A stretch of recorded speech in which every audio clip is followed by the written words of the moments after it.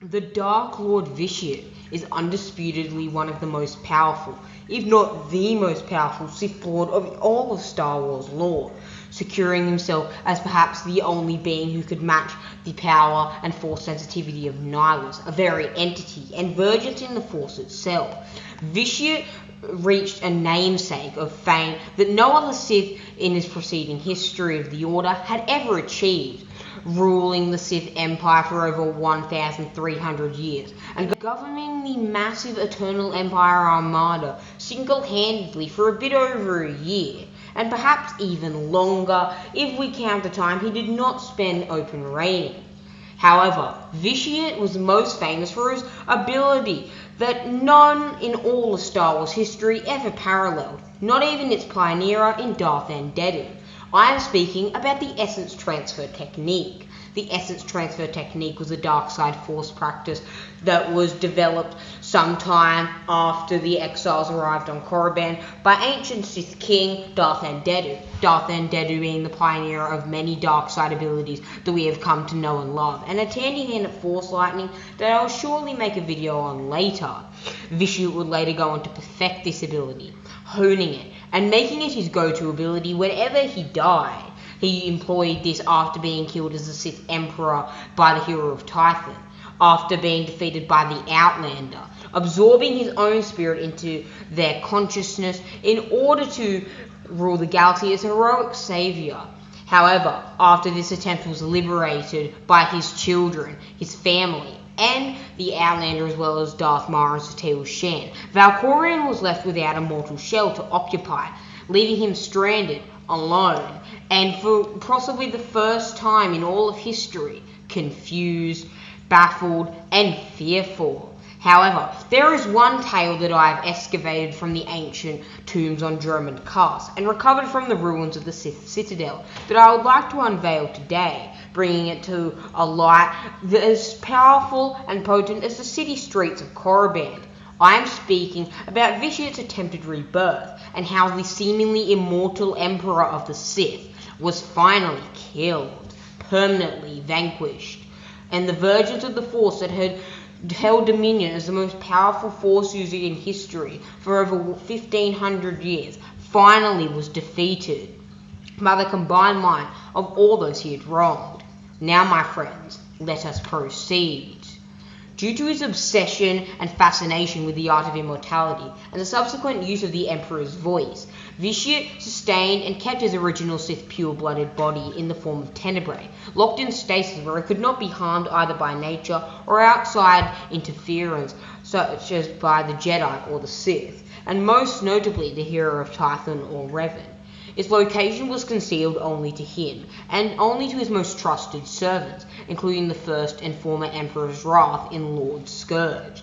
Vitiate, at an unknown period of time, carved an ancient ethereal Sith ritual into his body to act as a last resort in the event that his body was harmed, which would immobilize the attackers by putting them into a coma, infecting them with the dark side plague. The plague would then spawn an entity that would eventually feed on the victims by connecting their minds with a plethora of force techniques and merging into an even stronger entity that Vitiate would attempt to inhabit. However, despite the effectiveness of the plague, anybody who was previously granted a portion of Vitiate's power was rendered immune to the plague's effects due to the past power vaccine to it. Lord Scourge and Kira Karsan discovered the location of Vitiate's original body, as they had destroyed it practically at the same time the Alliance commander destroyed Valkorion's spirit in their mind during the battle for Zakuul. The event led to a plague being released and rendering Scourge and Kira comatose for more than a year. Satele Shan, the current reigning Grand Master of the Jedi Order, and the great-granddaughter of Revan and Bastila Shan, as well as her Jedi followers, learned of this and proceeded to rescue the duo. However, they unknowingly doomed themselves in the process, without having any sort of vaccine similar to what Scourge and Kira possessed. The duo trapped the now plagued Satele Shan and her followers in a transport program to travel a random course through unsettled sectors of the Outer Rim, with a few med-droids to tend to them and ensure their bodies did not decay. Scourge and Kira later learned that the plague unleashed a vicious entity that was connecting the minds of Satele and her followers and merging into a stronger, united hive mind.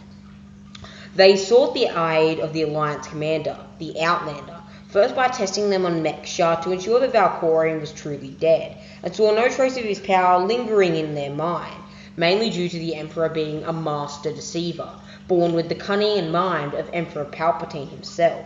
Upon the commander passing their exquisite test, Scourge and Kira revealed their plan to the commander. They would send a signal to the transport in order to bring it to an empty sector close to Odessa.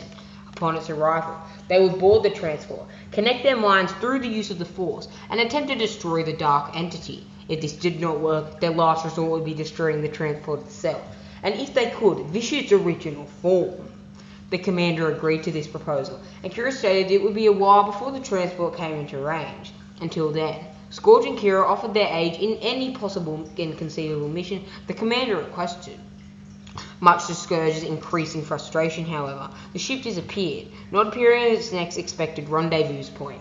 To hunt it down, they suggested the commander to send droids, as they would not become corrupted by Vitiate's immense power.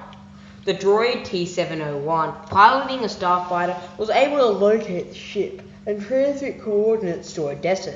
This also uncovered and continued the existence of the Emperor's Hand, Vitiate's innermost circle of fanatics and followers, as they had been vessels of his own power, and thus could resist his corruption. The commander, Scourge, and Kira intended to travel alone to the ship, but were joined by others from Odessa, who provided fire support when the Emperor's Hand attacked them in his shuttle. Tizavine had been able to get aboard the ship and sabotage its systems, enough for the commander and their allies to board. Kira shut down the ship's engines and defences, while Scourge and the commander joined to launch the escape pods and jettison in the servant shuttles, in order to prevent the curse from getting off the ship. As they explored the ship, however, the commander and Scourge discovered that the servants had been engaged by another force, the Scions of Zakul, whose late leader, Heskal, had prophesied their return when it was time to die. After clearing the bridge, the commander and Scourge were approached by the disapparated spirit of Revan, who had been guiding Scourge to stop the Emperor's rebirth for years.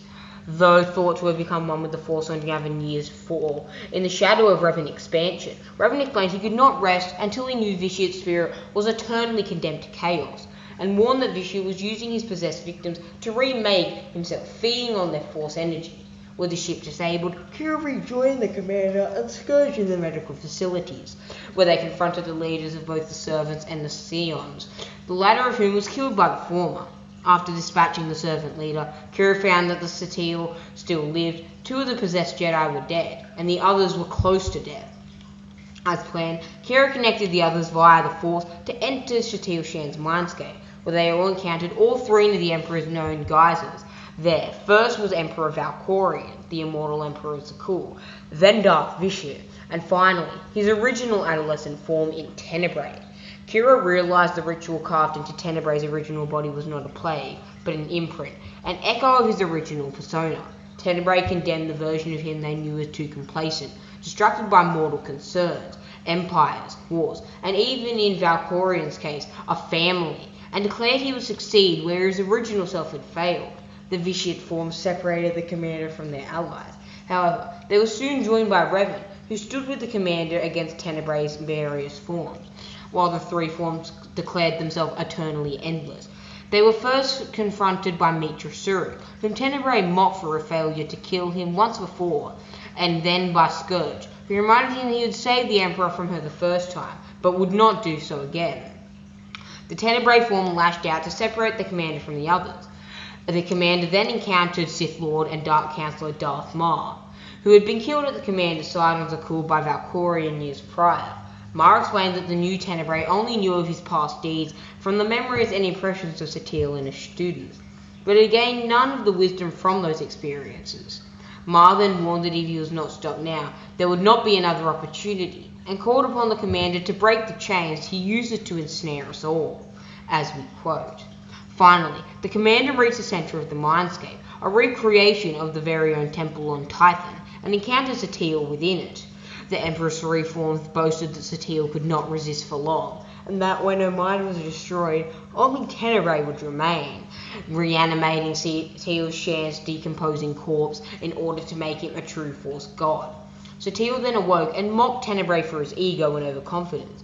He could have dominated any one of her students, but instead chose to dominate them all, as well as their master, to prove to all that he was still omnipotent and powerful. Well, almost omnipotent. As Satil spoke, those whom the Emperor had manipulated and killed, tortured and tormented over the centuries. All who knew his true weakness, his pride and vanity, and his unending fear of death, began to manifest themselves as false apparitions, standing behind the commander, the one who had the power to destroy him once and for all. In the end, Tenebre's power was not enough to save him, as the commander and their allies were able to withstand the unfathomable power of the Emperor's three forms. Defeated, the three guises of the Emperor were petrified in stone and crumbled to dust, just as his victims on Nathema and Zyos had done in the past. Once and for all time, the Emperor was no more. What I am about to show you is private information concerning the Old Republic game and my personal experiences with it. The Old Republic game is where Vitiate was introduced, and unquestionably, in my opinion, the best Star Wars game to ever be released. With that out of the way, my friends, enjoy the next few minutes of content.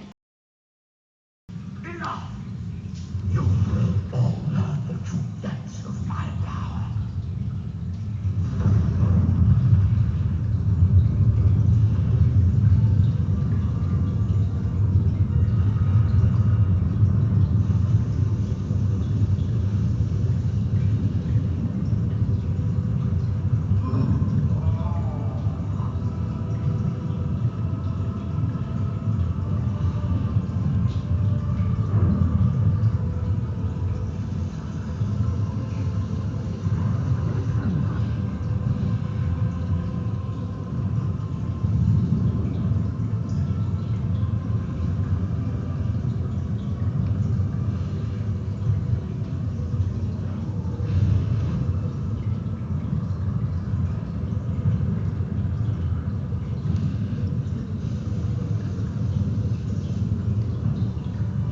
Everything you've done. Everyone you've betrayed.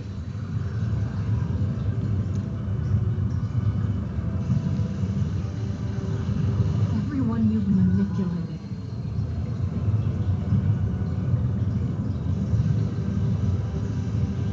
Everyone you've murdered.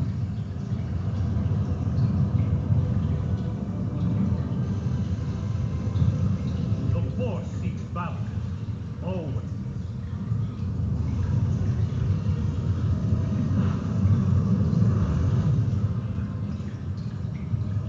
No. No! The Force is mine. I command it. I am endless. No. In the end, you are nothing.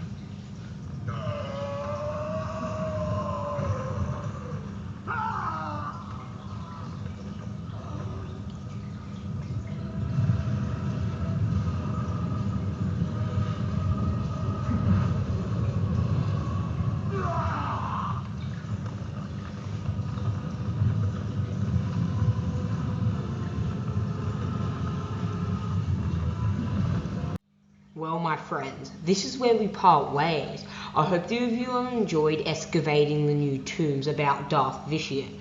Truly one of my favourite Sith Lords in all of Star Wars lore, and in all of the Sith Lord history. His ethereal, divine, almost omnipotent dark side power makes him truly ousted within the Sith Order as a true Sith Emperor, surpassing Palpatine, Tula Horde, the spirit of Exar Kun, and possibly, as some has debated, his nihilist and power and mastery even exceeded that of Darth Nihilus himself, possibly the most powerful Sith Lord to ever live.